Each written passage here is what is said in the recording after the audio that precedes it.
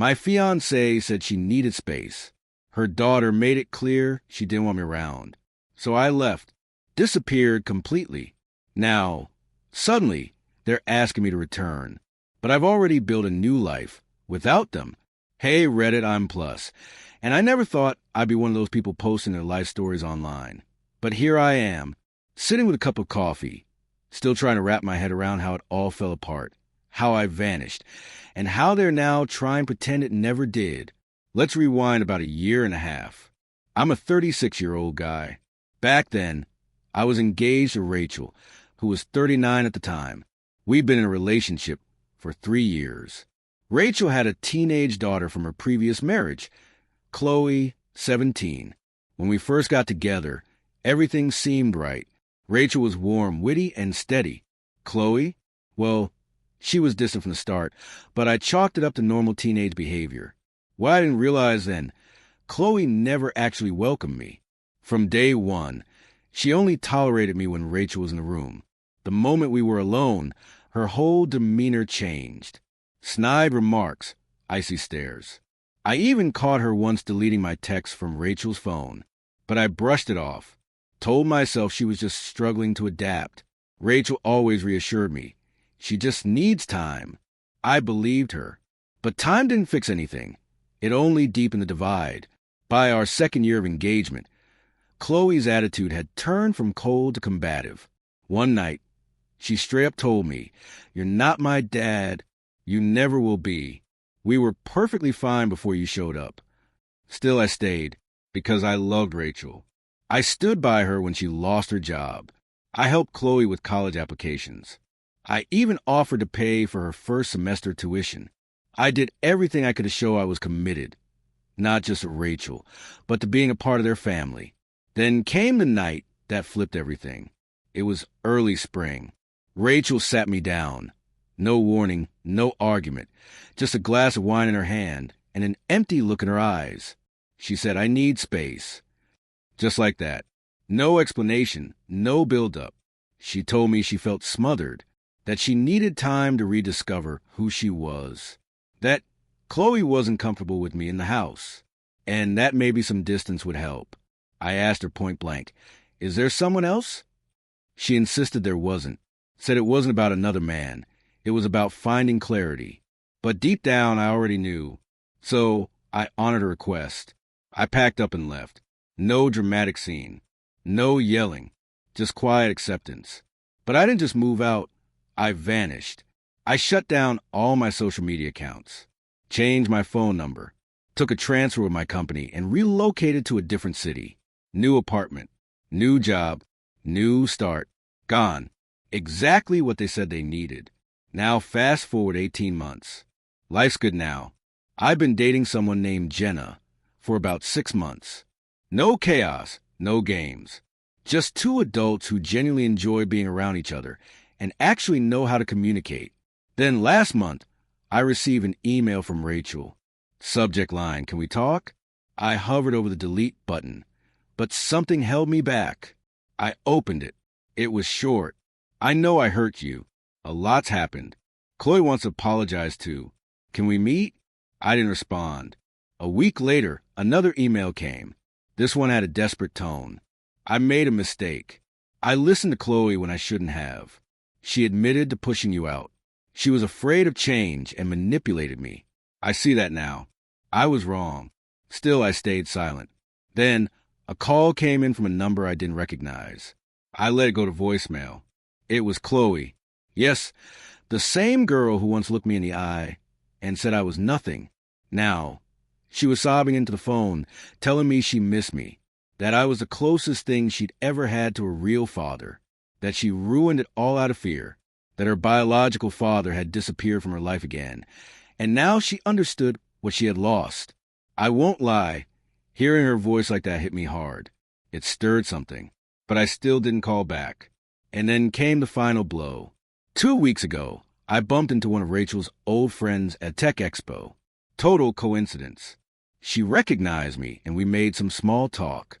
Then she dropped a bomb. "So, did Rachel ever tell you she was seeing someone during that space period?" Apparently, My face gave me away. She immediately backpedaled. Oh, God, she didn't tell you? I just assumed. She was with some guy, Brent? Blake? Something like that. Chloe adored him. Didn't last long, though. He vanished. Just disappeared. A few months later, the truth slipped out. The clarity Rachel claimed she needed had a name, Brent. Turns out she wasn't asking for space. She was exploring her options. And once that option flamed out, suddenly I was back on her radar. Eventually, I replied to one of her emails. Rachel, I'm glad you and Chloe are starting to reflect, but I'm not the man you pushed away. I'm not interested in reopening a chapter that ended like ours did. I've moved forward. I genuinely hope you find peace. No accusations. No bitterness. Just closure. She replied within minutes, pleading for one last meeting. I left it unanswered. Final thoughts. Sometimes the most powerful move you can make is silence. Let them experience the emptiness they created. Let them sit in the space they once demanded.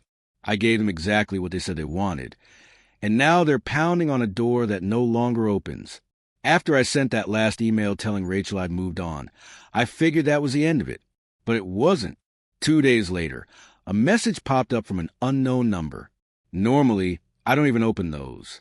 But the preview stopped me cold. You don't know everything. Please read this. I'm sorry. It was from Chloe. But this time, she wasn't asking for forgiveness. She had something to admit. You have every right to hate me. But there's something you need to know. The night you left, that wasn't a spontaneous conversation. We planned it, rehearsed it for a week.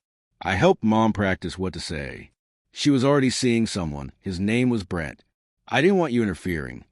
So I told her I'd refuse to live with you if she didn't end things. I even threatened to move in with Dad. I never thought you'd actually go. I thought you'd fight for her.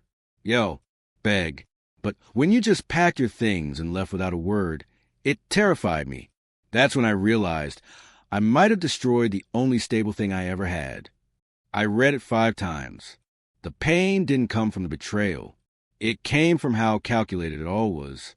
Rachel, the woman I was planning a life with, had rehearsed breaking my heart like it was a script. And Chloe? She had coached her through it. All while I was busy paying for Chloe's college prep, making dinner, planning Rachel's birthday. I was a fool, and they were content watching me fall silently out of their lives. Now, they wanted to rewrite the ending. Then it escalated. That weekend, things exploded. Rachel showed up at my office. I still don't know how she found my location. Maybe a mutual friend, maybe something more invasive. But there she was in the lobby, teary-eyed, holding a folder.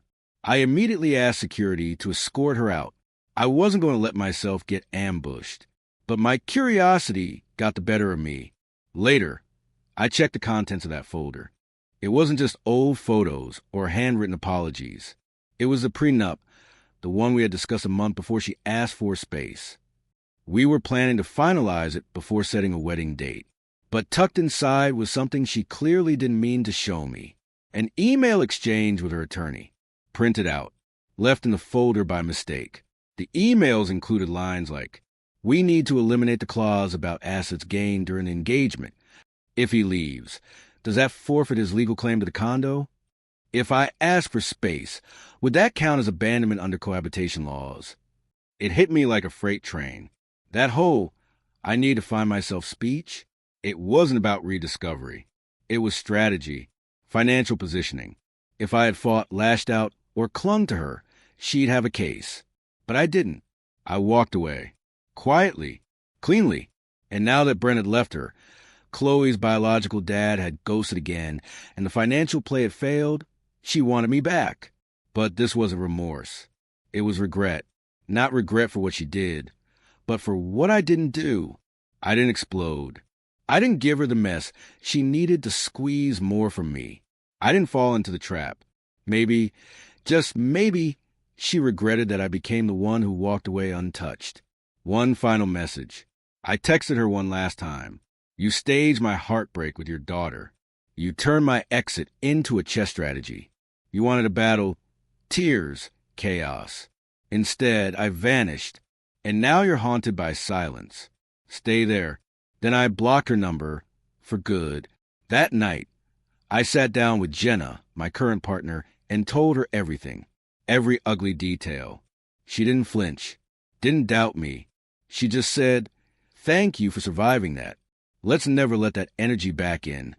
Where things stand now, it's been 2 months since all of that. A mutual friend recently told me Chloe dropped out of her dream university. Rachel's living with her sister again. Brent, it turns out, had a whole other family. When Rachel found out, he cut her off completely. The people who once begged me to disappear are now stuck in the ruins of the world they built. And me? I wake up without heaviness in my chest. I laugh louder. I sleep deeper. I've learned something powerful. Love without loyalty is just performance. And I'm done being the audience.